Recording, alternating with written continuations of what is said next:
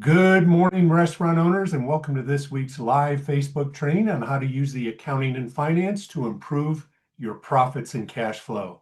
Let me share my screen and we'll get ready to move on to this week's topic, which is team compensation strategies for restaurant owners. And again, my name is Tim Cernett, and I own a company called Financial Optics. We do outsourced accounting, bookkeeping, and financial advisory services for independently owned restaurants. Every week we get together here on Facebook and go through a 15 to 20-minute training on how to implement some of the ideas that we bring to our clients.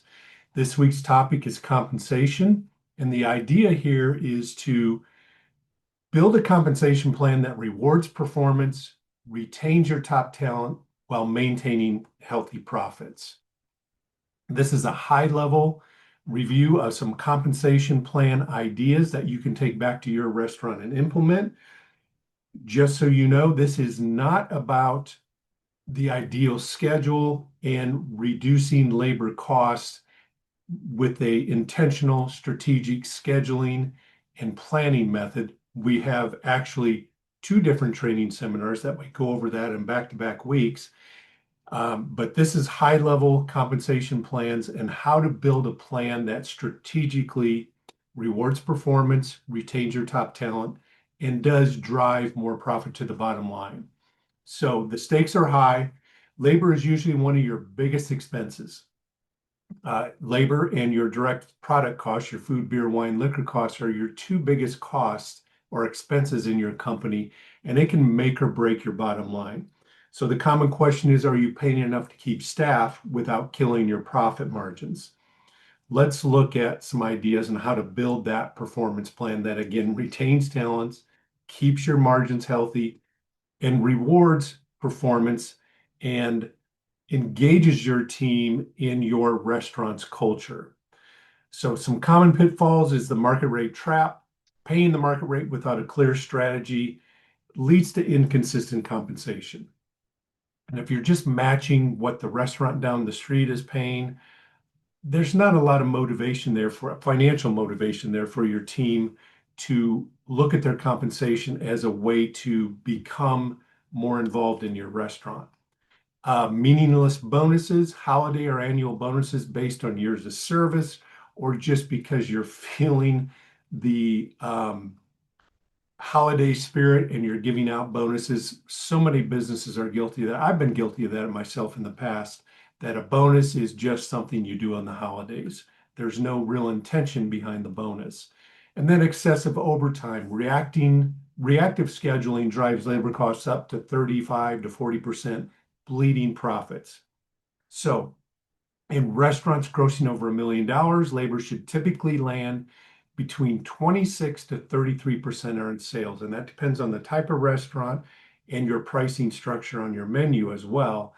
But it can also often creep all the way up to 35 to 40%. We see that a lot of times when we're talking to independently owned restaurant prospects, is their labor costs are between 35 and 40%. Now that might just seem like a couple percentage points, 33% on the high end of where you should be, to maybe you're at 36%, 3%. What's the big deal? Well, if you think about if you're running a restaurant that does $1.5 million in annual revenue, if you drive your labor cost down just 1%, that's $15,000. That goes straight to the bottom line. Let's say you can improve your labor costs by 3 percentage points over the course of a year. That drives $45,000 to the bottom line over the course of the next 12 months. So small percentages make a huge difference in the bottom line. Keep that in mind as we talk about some of these ideas. So a foundational pay structure. Start with the benchmarks. We do look at the local market, look at what the local market is paying for a line cook, dishwasher, server, or hostess. That's the starting point, but don't just match the market. Build in a structure that allows growth and retention. So how do you do that? Create clear pay tiers. Build growth opportunities in your structure by rewarding time and skills. For example, a line cook that starts at $17.50 an hour bumps to $20 an hour once they're cross-trained on 3 different stations in the back of the house. A dishwasher goes from 15 to 1650 after 6 months of perfect attendance, not just 6 months of being there, but 6 months of perfect attendance. And if they miss a day or two, well, that 6 months starts over again. Make sure they understand what the expectations are. And the server will have a base wage with clear expectations for pooled tips, upselling incentives. If you have a good point of sale system, most of them will help you track those upselling incentives. And then you can also implement pay ladders that show clear paths to advancement. Clarity reduces turnover. Does your team know exactly what they need to do to get a raise? Or is it just based on your gut feeling every once in a while as you're looking at your team and it's time for an annual review? Incentive pay strategies. What's an area or restaurant that would improve fast if your team is rewarded for it? Let's start in the upper left here, performance bonus. So the back of house hits a targeted food cost percentage, a $200 team bonus that goes into that team's bonus pool for the month. Front of house and back of house managers beat a labor cost percentage target. They share in the dollars saved on that beat. And there's ways to structure that so you're not giving away the whole improvement in that cost, you're letting them share in a portion of that improvement. Shift-based incentives, smooth service bonus, $20 for no comps or complaints, let's say over the course of a week.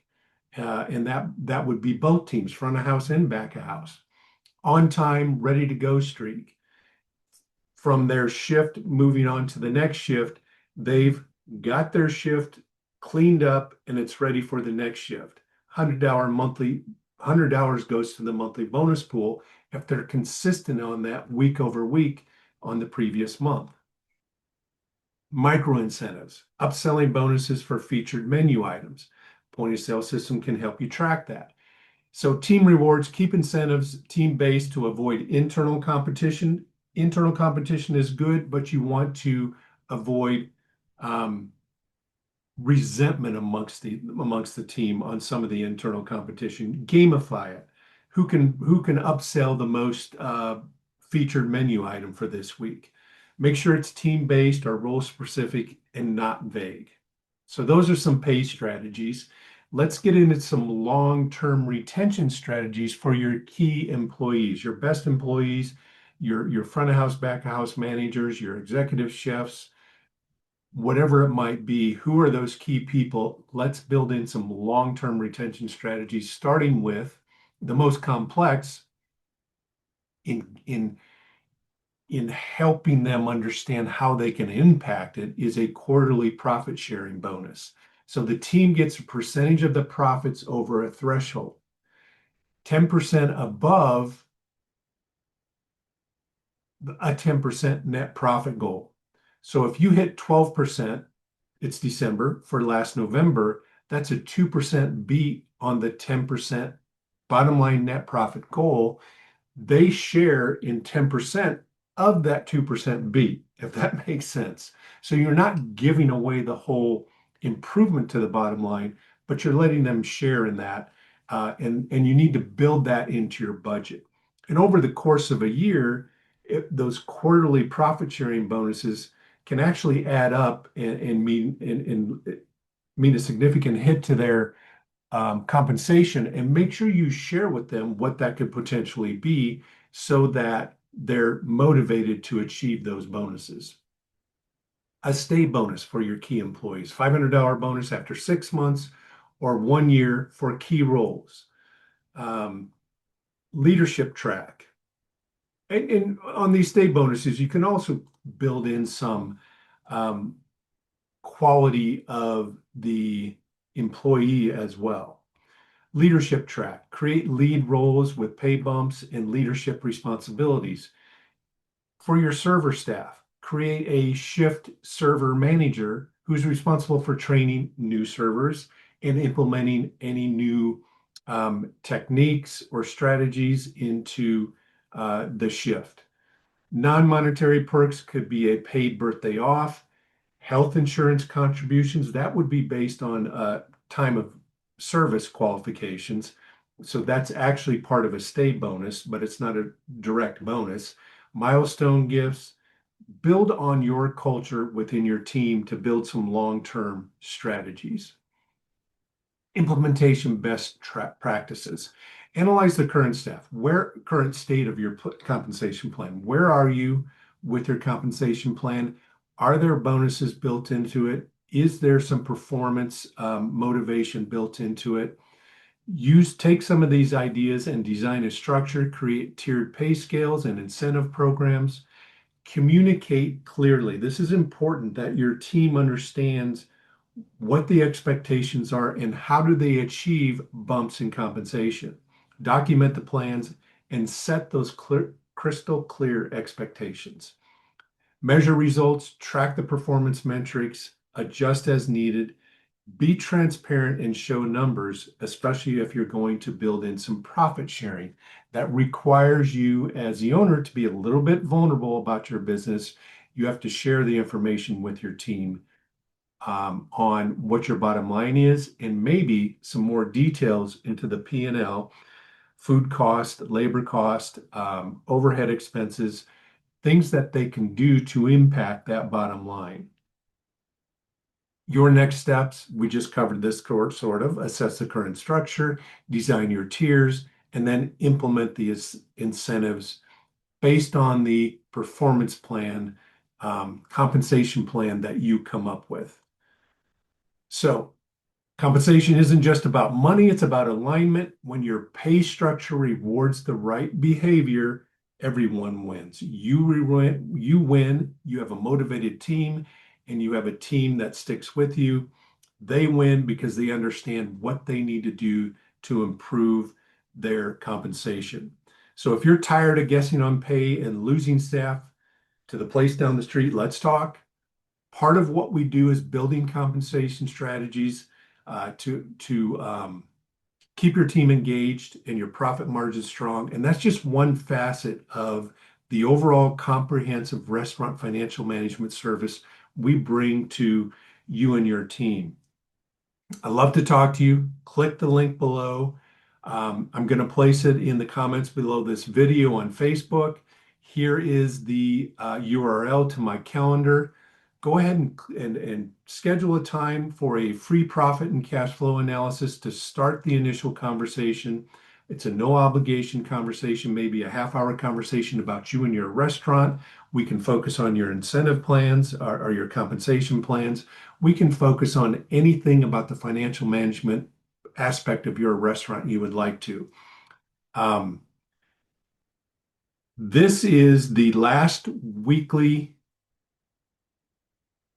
Facebook Live training of 2025. We're taking next week off. Next Wednesday is Christmas Eve. We're also going to take New Year's Eve off. We'll be back the first Wednesday of 2026 and enjoy the holidays. Take care of your customers. We respect what you do out there, individual restaurant owners, independent restaurant owners, and we'll see you again back here in a couple weeks. Take care. Happy holidays.